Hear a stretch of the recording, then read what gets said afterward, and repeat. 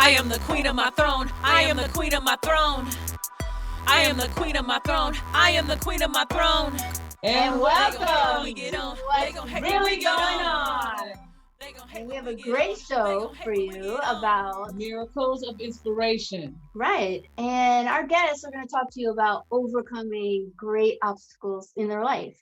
Have you ever been in that situation? Yes, I've had to overcome many obstacles, but I just kept fighting. I think a couple of the guests that we have now relate as well. You have to keep God first and foremost, and then once you get knocked down in life, you got to keep getting back up. Yeah, that's all I think it is. as we get older, take a fall. Sometimes it's hard to get back up.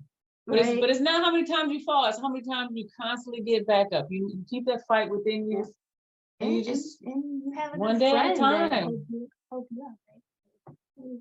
Help me out. You support your team. You need your team to support. Good teamwork, and ask a friend sometimes to lean on, or a good shoulder to lean on. So we're going to go ahead and get right to it.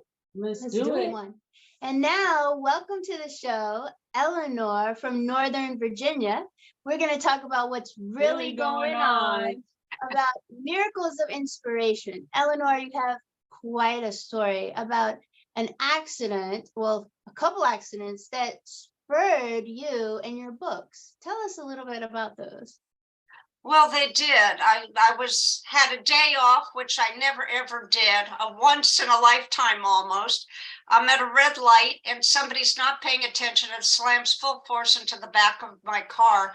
And I told the doctor I could feel my brain swaying around in my head, which he didn't believe.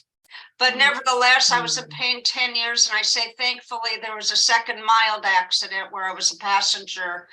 The car skidded on a rainy night into a lamppost. And I meekly said, you better call an ambulance. Wow. And it was in that hospital that the near-death visions came to me. Wow. So this pain, you endured for over 10 years. And then the second accident, you had these kind of near-death experience visions. So what came from these visions? That changed everything. The first vision was a generic figure standing on a mound, appearing to speak to audiences far and wide, and that was something I always wanted to do. So in my mind, I said, yes, that's what I want to do. And I saw a blink of a gold light, a brilliant gold light encased my entire body, and that vision faded, and a second popped up, which was a life report card. On the left-hand side, I had high life marks, but on the right-hand side was a deep embarrassment. It was entitled Community Service, and it was blank. And in the moment, I promised to myself and the great beyond that I will give everything I can back to communities any way possible. But being the professional salesperson and negotiator, I said, but I need to be able to walk out of the hospital on my own. And I saw another blink of a light. And then that gold light over my entire body slowly dissipated. My family came over sobbing. They were told a different story in consultation. Wow. And I said, don't worry, go home, get a good night's sleep. I'm going to be fine. Those visions just told me everything. And then miracles happened that night in the hospital with Stanford Hospital. I'll give you the short synopsis. Sure. The next morning, I'm heavily medicated. And the doctor says to me, now I'm a salesperson, so I hear very carefully.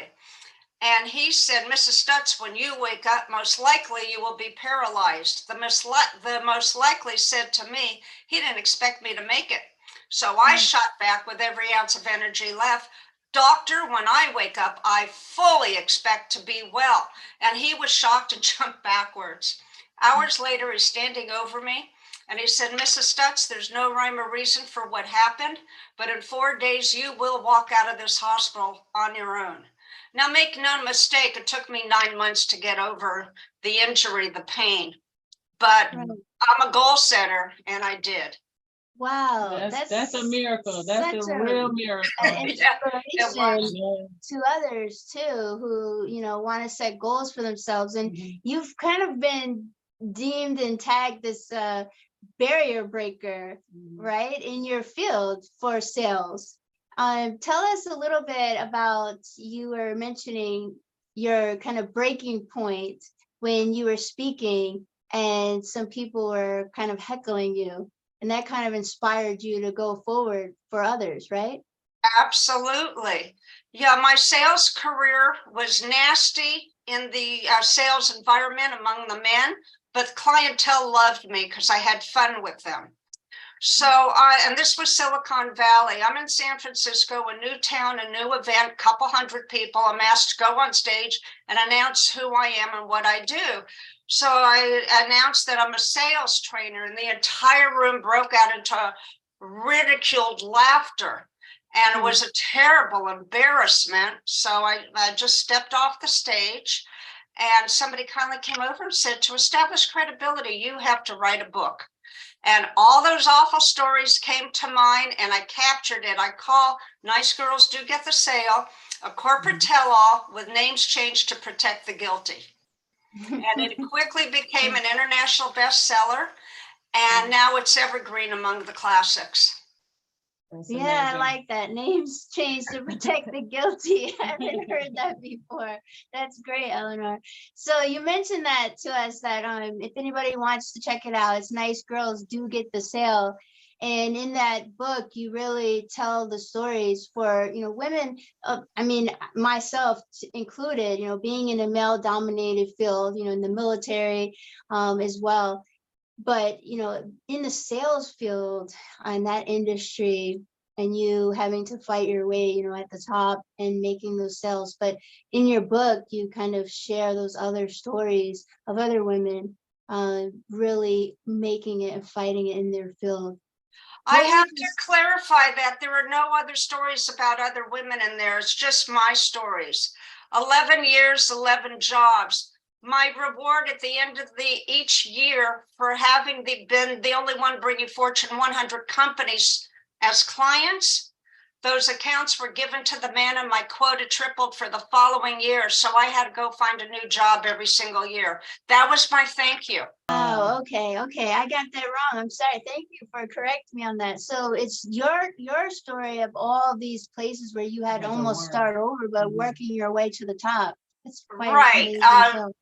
Yeah, so I learned a lot of valuable lessons, how not to lead a company, how not to treat people. And I am now devoted to an organization that's devoted to diversity, equity, and inclusion. And it means everything to me. It's beautiful. So what is a key secret to success in sales, to making sure you're relating to your clients or the people that you're trying to speak with or make deals with? Like, what is your Exactly. I didn't realize it at the time, but I was originating, inclusion. Everybody can make a decision. Everybody has experience, good or bad. So when white male executives would not allow me into the executive suite, I would go visit the people in the basement. I'd be friends with the guard with guns, the secretaries, and they're the ones who got me into the C-suite. Oh, wow. Wow, yeah, that's beautiful. But sales is actually a part of everyday life. Everyone is purchasing or buying or wanting the next idea. It's how you communicate, and you ask them to give them their input first, so you can hear where they are and what might be lacking, so that you may potentially fill in the gap. Absolutely. It's not about selling what you have to sell. It's about listening, clarifying for better understanding, and then together finding a solution. What's the big piece? What's the bigger picture on that? Right. That's great. I like how you're really pushing that relationship building with the clients and the community within the organization as well. Now, if people want to find you, you did let us know your website they can go to is smoothsale.net. We'll make sure we get it up on the screen for everybody. And then also, if they want to connect directly with you, they can email you at elinor@smoothsale.net as well. Now that you've kind of been in this area, following your goals and your vision, do you think that you've reached that community give back that you really wanted to do, or is there something that you're Absolutely. And because I've been giving, I've been just recently, I've been attracting clients, and a big project that's beyond my imagination. I'm not going to announce what it is because it may or may not, Right. materialize. But even the thought of it is beyond my imagination. And it's all because of the giving. What would you want to share that you've learned that you would like to share? We just have about a minute left here.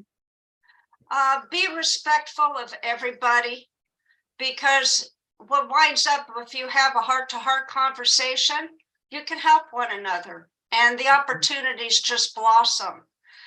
And the other thing is, don't let anybody put you down. If they do, smile. Thank you for your input. And then when you go home, you may want to punch a pillow, but then think about what they said. And if there's something you may need to improve upon, and make it your goal to do that. And keep going. Don't ever give up, because you'll be amazed toward the end of your journey, the accomplishments you make. It's not day by day, although those are your goals. But as you move on in time and you look back where you began, you're just going to shock yourself what you've accomplished. Wow. Oh, that's inspiring. Thank That's you so much, Elinor. I'm glad you like it. Yeah, thank you. And that's what's really going on. I'm Dr. Karen Walker, and this is what's really going on. And this beautiful woman here is going to tell us what's really going on. And from Joshua Tree. But this is not a Joshua Tree. It looks like one. Painted this.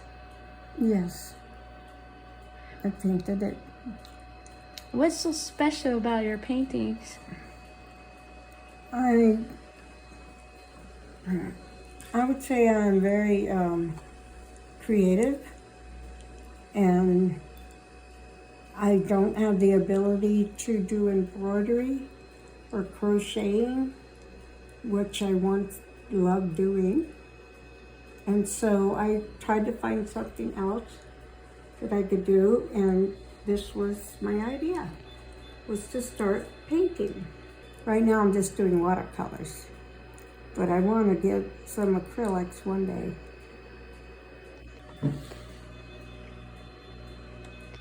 Wow, this is a interesting setup. Talk to me more about this. Well, I was given this board because I can't sit with my wheelchair up underneath the table. The chair sits too high. Well, I guess I should tell you, I have multiple sclerosis, progressive kind. So I've had it since 1996, and it's taken away my ability to walk. It took out my whole right arm, which I was right-handed, so I've had to do things with my left hand now. Yes, when life throws you that curveball, you've got to find another way to do what you had plans to do. And I can't like decorate my home or go and buy things, and so I want to do other things. So by doing these paintings, I picked like landscapes. I haven't been able to get into drawing people, but I love to go and look at landscapes, ride in the car and see the mountains, things like that.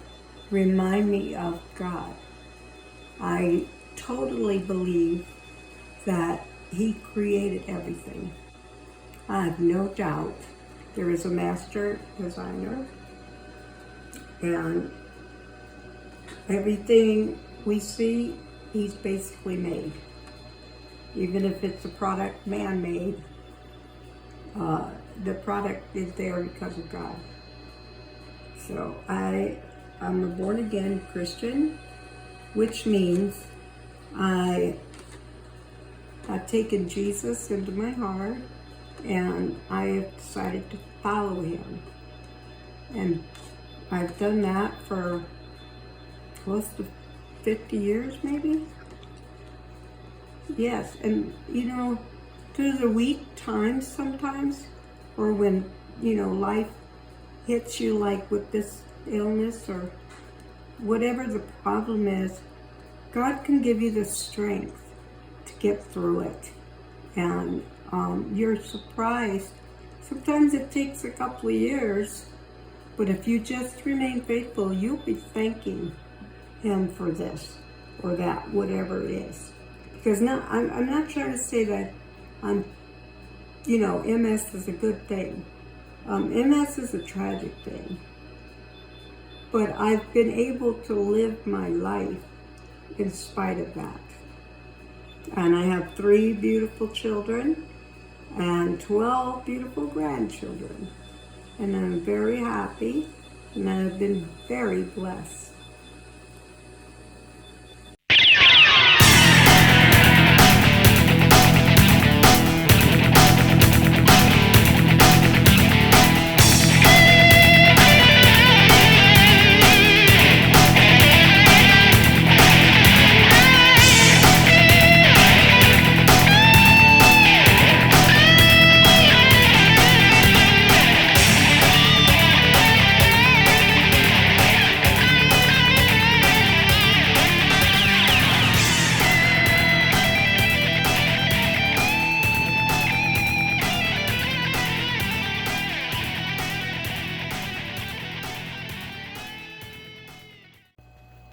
Okay, there was one more thing that I wanted to add, and that is how important having physical therapy is.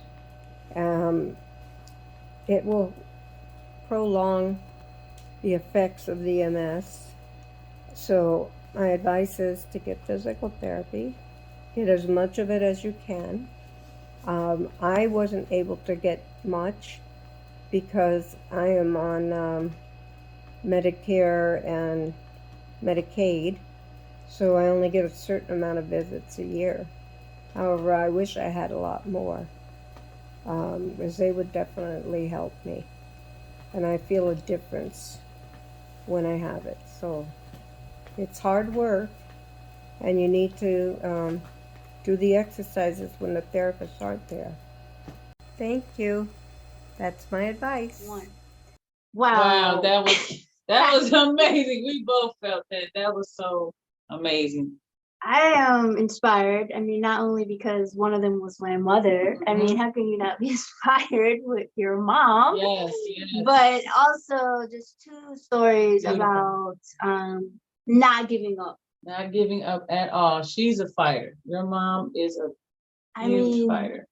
Just like you have that spirit to keep going no matter what, that spirit is amazing. And that's what's really going on with Miracles of Inspiration.